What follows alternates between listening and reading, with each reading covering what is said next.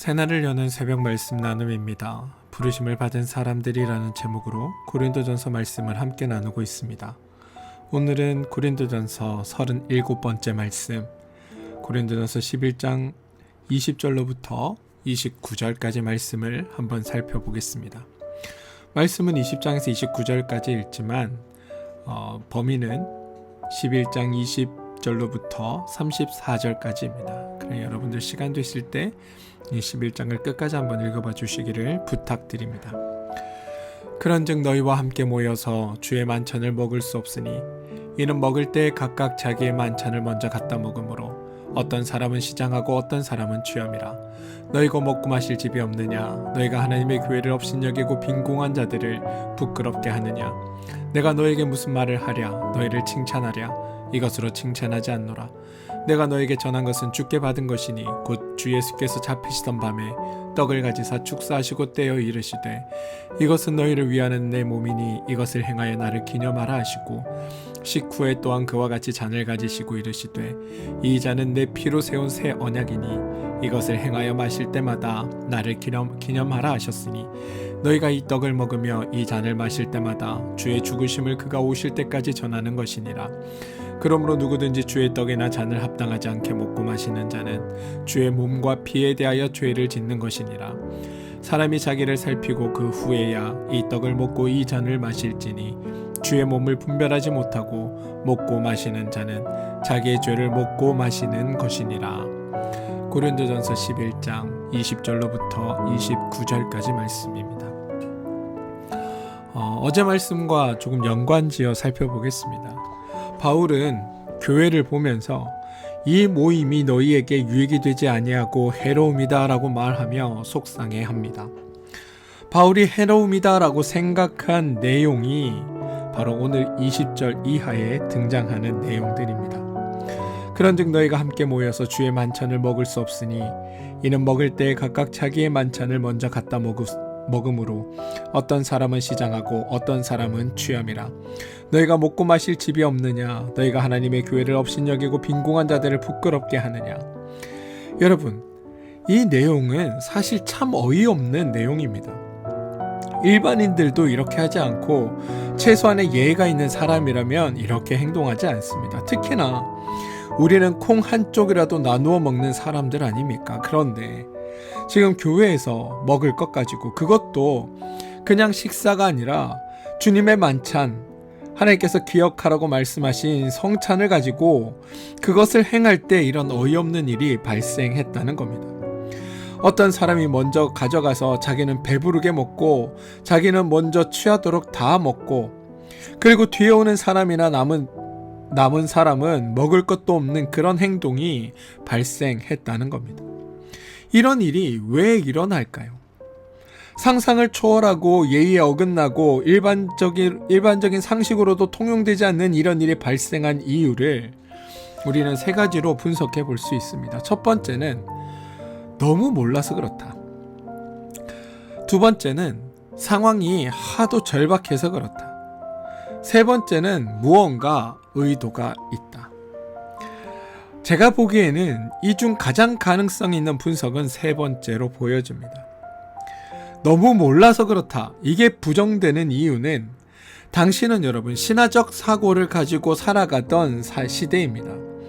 그런데 신께 드리는 예배 가운데 나누어는 것을 가지고 거기에 대해 개인적인 욕심을 부린다. 이건 아예 성립 자체가 불가능한 상황입니다. 두 번째, 너무 절박해서 그렇다. 이 말은 무슨 말이냐면 너무 배가 고프고 너무 굶은 게 많아서 교회 와서 이거라도 먹지 않으면 살아갈 수가 없어서 그래서 절박해서 그렇다라는 겁니다. 그런데 여러분, 이건 22절 때문에 부정됩니다. 22절, 너희가 마실 집이 없느냐? 이 말은 먹고 살 만한 상황이다 라는 뜻입니다. 너에겐 집이 있지 않느냐? 집도 있지 않느냐? 바울은 누구보다도 그들의 사정을 잘 알았습니다. 그런데 이렇게까지 절박한 사람은 없습니다. 게다가 가난한 사람과 부유한 사람 중에 절박한 사람이라면 가난한 사람일 건데 지금 가난한 사람은 먹지 못하고 부유한 사람들만 배불리 먹은 게 지금의 상황입니다. 따라서 몰라서도 아니고 절박해서도 아닙니다. 그렇다면 세 번째 경우 무언가 의도가 있다라고 생각할 수밖에 없습니다. 그렇다면 무슨 의도였을까? 지금 여러분, 이 본문에 언급된 식사는 그냥 예배 끝나고 먹는 식사의 자리가 아니라 주의 만찬, 다시 말해 예배 중에 행해지는 성찬을 의미합니다. 그런데 이 주의 만찬을 두고 고린도 교인들이 큰 오해를 하나 하고 있었다라는 겁니다. 23절에서 예수님께서 말씀하신 주의 만찬의 핵심은 나를 기념하라, 나를 기억하라, 또는 나를 생각하라 입니다. 그런데 안타까운 것은 예수님이 행하신 사역과 예수님이 행하신 말씀이 예수님 당시부터 그 당시를 살아가던 사람들에게 참 많은 오해를 받아왔다라는 겁니다. 심지어 지금 예수님께서 떡을 보면서 내 몸이다라고 말씀하셨고 포도주를 사람들에게 나누면서 내 피라고 말씀을 하셨습니다. 그러면서 내 몸과 내 피를 마시라라고 말씀하셨습니다. 얼핏 들으면 매우 살벌한 이야기 아닙니까? 그래서 많은 사람들이 이들이 성찬을 행했다, 내 몸과 내 피를, 예수의 몸과 예수의 피를 나누었다는 이야기를 듣고 초기 기독교에서는 예수 믿는 사람들을 모여가지고 살과 피를 먹는 식인 종교를 믿는 자들이라고 오해하기까지 했었다라는 기록이 있습니다. 사실 여러분, 이 주님의 만찬은 예수님의 십자가 사건의 상징입니다.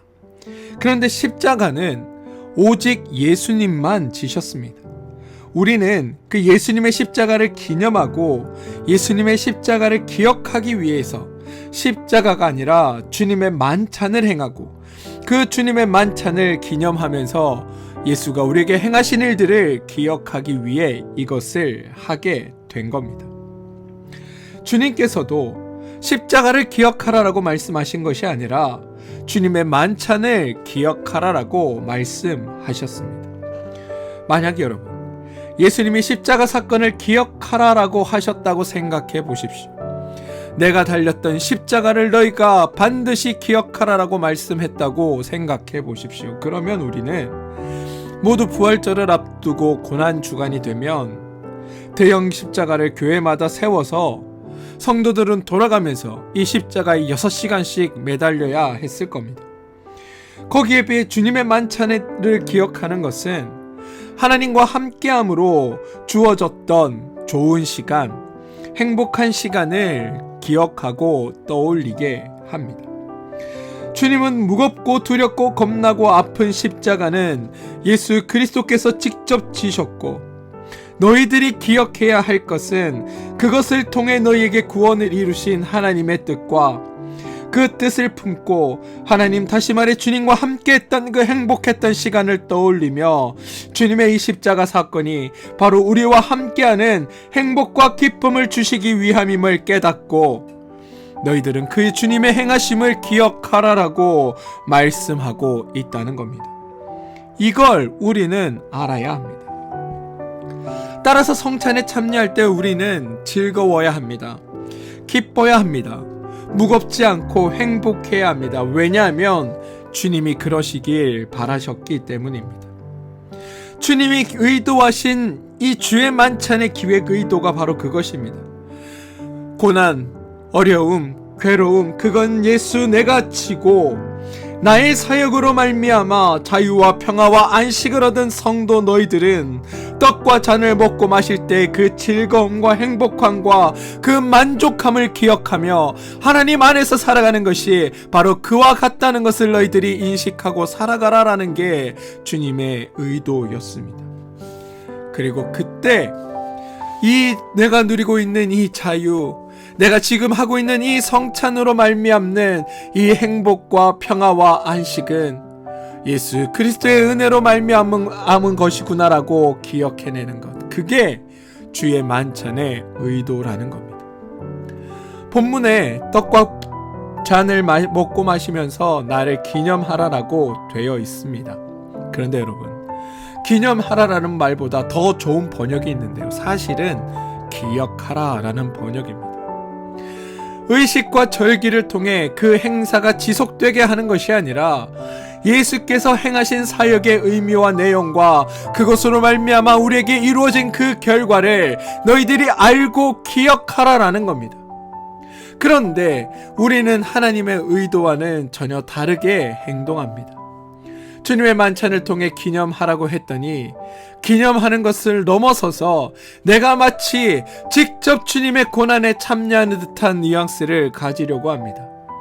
근데 여러분, 이건 잘못된 겁니다. 주님의 만찬은 고난에 참여하고 아픔을 나눈다는 것이 아니라 예수로 인하여 이렇게 즐겁고 예수로 인하여 나의 삶이 새로워졌다는 이 감격을 기억하는 것입니다. 예수로 인하여 죽을 수밖에 없는 내가 살아나게 되었고 생명의 잔치로 초청받게 되었다. 생명의 자리로 옮겨지게 되었다. 죄의 종에서 하나님의 아들의 자리로 변화하게 되었다. 그게 나에게 일어난 일이다. 그걸 기억하고 거기에 감격하고 기뻐하는 것, 그게 주님의 이 성찬의 의미라는 겁니다. 고난은 예수인 내가 당할 테니 너희는 고난이 아닌 내가 받은 고난의 결과로 주어지는 기쁨과 즐거움과 행복을 누려라. 이게 주님의 의도라는 겁니다. 여러분, 세상의 방식, 죄의 방식은 너희들이 어렵고 힘든 것을 경험함으로 지금의 것이 귀한 줄 알아라 라는 거라면, 하나님의 방식은 지금의 것을 너희들이 만끽하고 지금의 것을 너희가 최상으로 즐기고 지금의 주어진 것에 너희가 기뻐하며 이것을 결코 놓치지 마라 라는 것이 하나님의 방식이라는 겁니다. 그런데 이렇게 말씀드리면 주님의 만찬에 대한 오해가 있을까봐 하나 더 말씀을 드리겠습니다.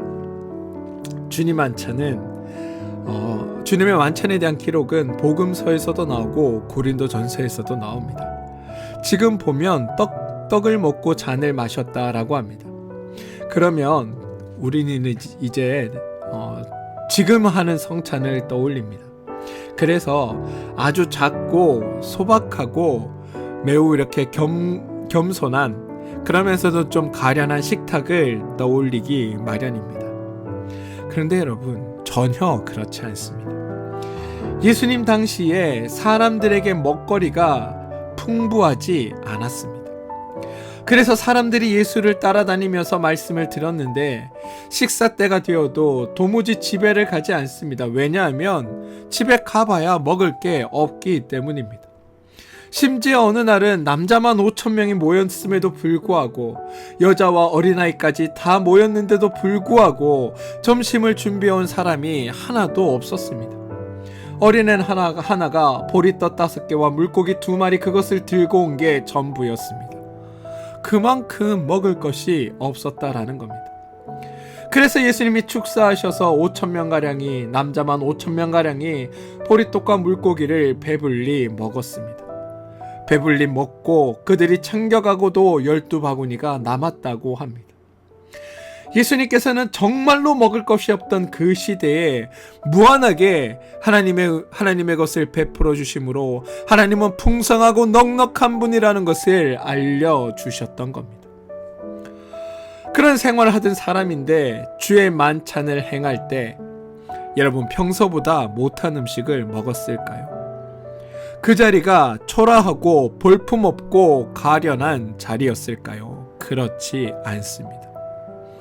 주님이 잡히시기 전날 밤 벌인 그 잔치는 여러분, 당시 제자들이 함께 모여 참여한 그 잔치는 매우 성대하고 매우 크고 매우 기쁜 잔치였다는 겁니다.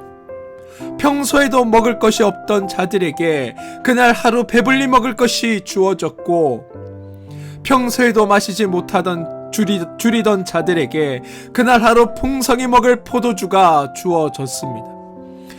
이 잔치에 참여한 제자들은 이 잔치 자리가 매우 소박하고 가련하여 주님이 돌아가실 그 다음 날을 예비하며 숙연하고 경건한 마음으로 잔치에 참여한 것이 아니라 매우 성대하게 차려진 이 잔치에 모두가 모여 기뻐하고 즐거워하며 서로 왁작지껄하게 함께 나누고 즐기며 이 시간을 행복하고 즐겁게 보냈다라는 겁니다. 그게 주의 만찬, 주님께서 돌아가시기 전날 밤에 이루어진 그 만찬의 자리에서 있었던 일입니다.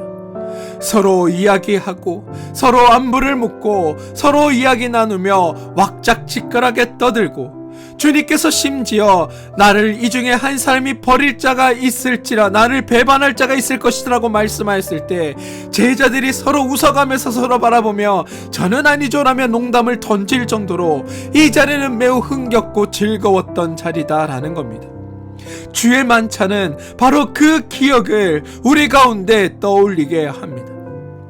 우리가 교회 안에서 오랜 시간 이 종교적 형식이 어떤 종교적 양식에 따라 경건한 양식으로 변하게 되었고, 뿐만 아니라 요즘 들어 먹고 사는 문제가 훨씬 더 풍성해지고 풍요로워짐에 따라 주의 만찬의 의미가 무엇이었는지 까마득히 잊고 살아가는데, 실제로 주의 만찬은 엄숙하고 경건하고 가련한 잔치가 아니라 풍성히 베풀어준 하나님의 은혜와 기쁨과 즐거움으로 넘쳤던 자리다라는 것을 우리는 기억해야 한다는 겁니다. 그렇게 버려진 자리에 모두가 초청받았습니다. 주님은 그 자리를, 그때의 그 기분을, 그때 그 만찬의 감격을, 그때 그 만찬의 그 분위기를 너희들이 기념하고 기억하라고 말씀하시는 겁니다. 내가 죽음으로 말미암아 너희들에게 주어질 그 기쁨은 그날 너희들이 누렸던 그 잔치에 못지않게 훨씬 크고 아름다우니 그 잔치의 자리를 기억하며 동시에 내가 너에게 행한 것을 기억하고, 또한 동시에 그것으로 말미암아 너에게 주어진 참된 기쁨과 감사와 즐거움이 너에게 있음을 기억하라. 이게 주님의 만찬의 이유이자 목적이었다라는 겁니다. 주님은 우리에게 그걸 기억하라 하셨습니다. 그런데 문제는 당시 사람들도 오늘날 우리도 주님의 만찬에 대한 큰 오해가 있었다라는 겁니다. 무엇을 그들은 오해했었을까요? 바울 당시에 고린도 교인들을 비롯해서 많은 그리스도인들이 이렇게 주님께서 우리에게 이루신 그 복되고 은혜로운 그 날을, 그때의 감격을 기억하라라고 말씀하셨는데, 그것을 기억하는 것이 아니라, 그런 하나님의 방식으로 이 날을 기억하는 것이 아니라 죄의 방식으로 완벽하게 오해했던 부분들이 있습니다. 어떻게 오해했느냐? 내용은 이렇습니다. 주의 만찬이다. 이건 주님이 말씀하신 것이다. 그렇다면 주님께서 말씀하시면서 만들어 놓은 이 만찬의 이 음식은 단순한 음식일 리가 없다. 이것을 그냥 먹고 마시는 것에 그칠 리가 없다. 예수님께서 말씀하신 것이니까 주의 만찬에 나오는 이 음식, 하나님의 이름으로 축사한 이 음식과 이 포도주는 어떤 특별하고 신비한 능력을 가졌을 게 분명하다. 특별한 능력, 특별한 효과, 특별한 기능이 바로 이 음식들 사이에, 이 예식 사이에 있음이 분명하다라고 오해했다는 겁니다.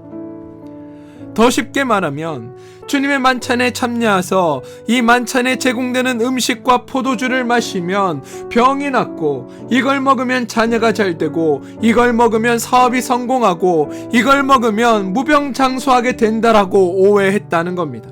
이게 그들의 생각이었습니다. 그런데 여러분, 그것도 그럴만한 게 당신은 신화적 세계관 속에 살아가던 사람들입니다. 그런데 신이 특별히 신의 은총과 축복을 더해서 음식을 만들어 인간에게 제공하는 겁니다. 형태가 그렇습니다. 그러면 그 자리에 참여해서 주어지는 그 음식은 특별하다라고 밖에 생각할 수 없는 겁니다. 그래서 주의 만찬이 있을 때마다 주님이 행하신 일을 기억하는 것이 아니라 주님을 통해 나의 세상적 이익과 욕심을 채우는 방식으로 작동될 수밖에 없었던 겁니다. 신이 특별히 우리에게 제공하는 것이니 이건 매우 특별한 기능과 능력이 있을 것이고, 이것을 많이 먹어두는 것이 신이 주는 그 특별함을 내가 누리는 방법이다. 이게 당시 사람들의 사고였다는 겁니다. 그러니 만찬이 있을 때 빨리 가서 최대한 많이 먹는 것, 그게 나에게 좋은 것이고, 그렇게 나의 욕심을 채우는 것이 내게 있어 유익하다라고 생각했던 겁니다. 그런 마음으로 주님의 만찬에 참여하니 바로 오늘과 같은 일이 생길 수밖에 없었습니다. 그런데 여러분, 이걸 보면서 아유 저 미개한 것들이라고 생각하시겠지만, 여러분 이건 고린도 교회만 있었던 일은 아닙니다. 우리나라에서도 여러분 불과 30년 전만 하더라도 이와 비슷한 일이 있었습니다. 아니 지금도 이렇게 하시는 분들이 있는 걸로 알고 있습니다. 뭐냐? 목사님들이나 부흥사들이 물 하나 딱 떠다 놓고 이 시간 하나님의 이름으로 이 물을 안수합니다 라고 해서 물에다가 안수를 쫙 합니다. 그렇게 안수가 끝나는 순간 이제 이 물은 그냥 물이 아니라 하나님께서 우리에게 주시는 생명수입니다 라고 말하면서 그걸 성도들에게 팔았습니다. 이것을 먹고 마시는 자는 병이 낫고 질병이 고쳐지고 아픈 것이 사라지고 형통하고 자녀가 잘 됩니다. 왜? 하나님의 선택받은 사자가 하나님의 이름으로 안수했으니 이것은 신령해져서 이것에는 신비한 능력, 탁월한 효과가 있다라며 팔았던 겁니다. 20-30년 전이요? 아니요 여러분. 최근에 여러분 뉴스를 통해서 보신 일이 있으신지 모르겠지만 허경영이라는 사람이 어떤 우유를 가지고 이런 식으로 장난쳐서 성도들에게 팔았다는 것 아닙니까? 그걸 돈 주고 사 먹었다는 것 아닙니까? 여러분 이건 과거에 있었던 일이 아니라 요즘도 일어나는 일입니다.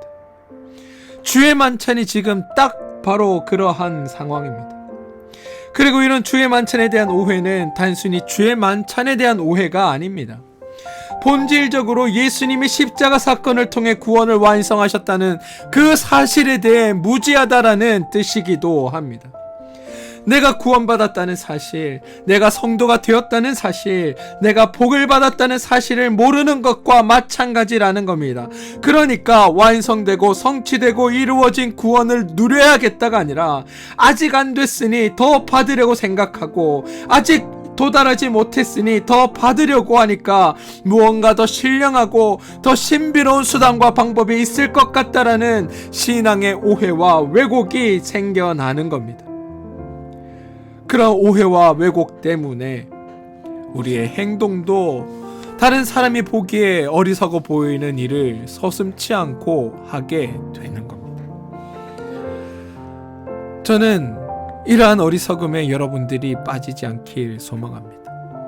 우리가 왜 바른 신앙을 가져야 하냐고요? 왜 사고 자체를 바꿔야 하냐고요? 우리 생각이 왜 변화되어야 하냐고요? 바로 이러한 어리석음에서, 바로 이러한 잘못에서 벗어나기 위함입니다. 27절과 29절을 보시면 그러므로 누구든지 주의 떡이나 잔을 합당하지 않게 먹고 마시는 자는 주의 몸과 피에 대하여 죄를 짓는 것이니라. 주의 몸을 분별하지 못하고 먹고 마시는 자는 자기의 죄를 먹고 마시는 것이다 라고 말합니다. 이런 것을 읽으면 대부분 합당하게 해야지, 그래서 자신이 무엇인가 경건한 자세와 경건한 태도를 갖추어서 해야지라고 생각합니다. 그래서 주의 만찬을 행할 때마다 우리도 이 시간 주의 만찬을 행하기 전에 여러분이 일주일 동안 삶을 돌아보시고 여러분이 보시기에 한 주일 동안 주님께 합당하지 행하지 못했다면 만찬에서 빠지시기 바랍니다라는 것과 같은 말들을 하곤 합니다. 그런데 여러분, 그것이야말로 주님의 뜻을 오해했기에 생겨나는 일입니다. 예수님께서 직접 주의 만찬을 버리셨을 때를 생각해 보시기 바랍니다. 고난의 식탁, 빈곤한 식탁이 아니라 풍성한 식탁, 축제의 식탁이었습니다. 그날 그 자리에 모였던 사람들은 즐거움으로 충만했습니다. 사랑하는 성도 여러분, 지금 본문에서 말하는 합당하지 않은 자는 태도나 자세를 말하는 것이 아닙니다. 하나님이 기대하고 바라시는 것이 무엇입니까? 십자가의 사역의 의미를 바르게 알아라.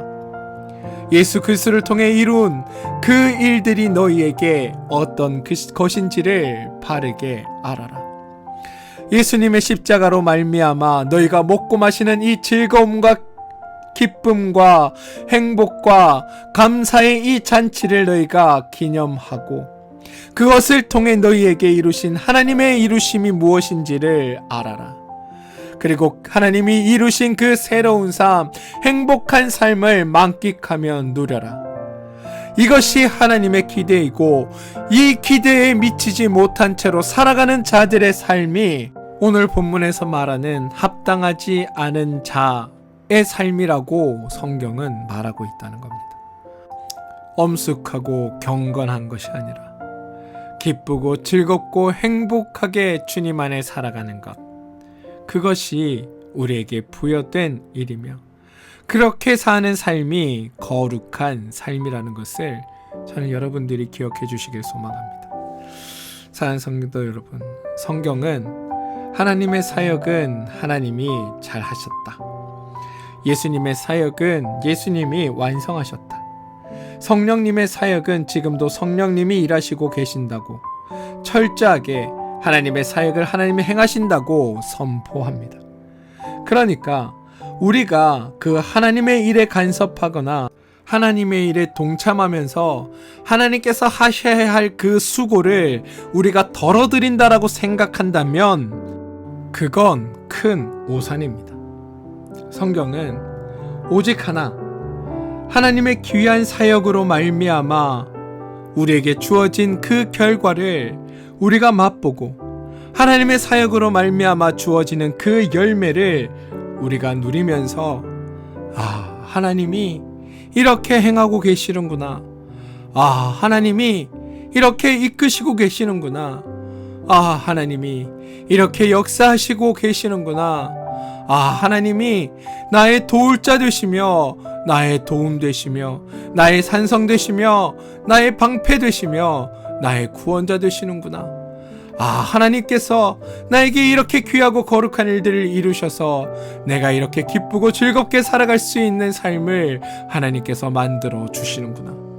이렇게 생각하며 하나님께서 행하신 것들을 인정하고 기억하고 기념하고 살아가는 것, 그게 우리가 해야 할 일이라는 것을 저는 여러분들이 잊지 않으시길 소망합니다. 죄인에게 필요한 모든 것은 이미 예수님께서 십자가 사역으로 완성하셨습니다. 성도에게 필요한 모든 것은 성령님께서 도와주고 계시는 것으로 충분합니다. 그러니 나에게 주어진 이 오늘 하루를 긍정하고 이 오늘 하루 베풀어 주실 하나님의 은혜를 기대하고 오늘 하루 함께 하셨던 하나님께 감사하고 오늘 하루를 살아갈 수 있도록 인도하신 하나님 안에서 기뻐하며 모든 것을 이루어 가시는 하나님의 그 선하신 뜻이 우리 가운데 역사할 것을 기대하며 그렇게 우리의 삶을 긍정하고 축복하며 살아가는 여러분들 되시길 소망합니다. 그게 믿는 이들의 삶이어야 합니다. 교회도 마찬가지입니다. 교회도 성도에게 해로운 곳이 아니라 성도에게 유익하고 성도에게 유익을 끼치며 함께 주님 안에서 기뻐하는 자들이 모여 더욱더 행복하고 즐거운 모임을 만들어가는 것이 교회의 목적임을 기억하시고 하나님의 말씀을 배우고 하나님의 뜻을 배워 더욱더 교회를 교회답게 성도를 성도답게 그렇게 살아가는 여러분들 되시고 또한 그래서 멋진 교회, 멋진 성도로 하나님의 이름을 드러내며 사는 여러분들 되어주시길 주님의 이름으로 축원드립니다. 함께 기도하겠습니다. 주님, 오늘 주의 만찬의 참된 의미를 깨닫게 해주셔서 감사합니다. 주님의 십자가로 이미 완성된 구원의 은혜를 기억하게 하시며 그 은혜 안에서 기쁨과 감사로 살아가게 하여 주옵소서. 우리의 연약함을 인정하시고 받아주시는 하나님의 사랑을 알게 하시고 서로를 그 같은 마음으로 품어주는 성도가 되게 하여 주옵소서. 교회가 성도에게 해로운 곳이 아니라 참된 유익과 안식을 주는 곳이 되게 하시며 하나님의 말씀을 통해 날마다 성장하는 복된 공동체 되게 하여 주옵소서. 예수님의 이름으로 기도합니다. 아멘.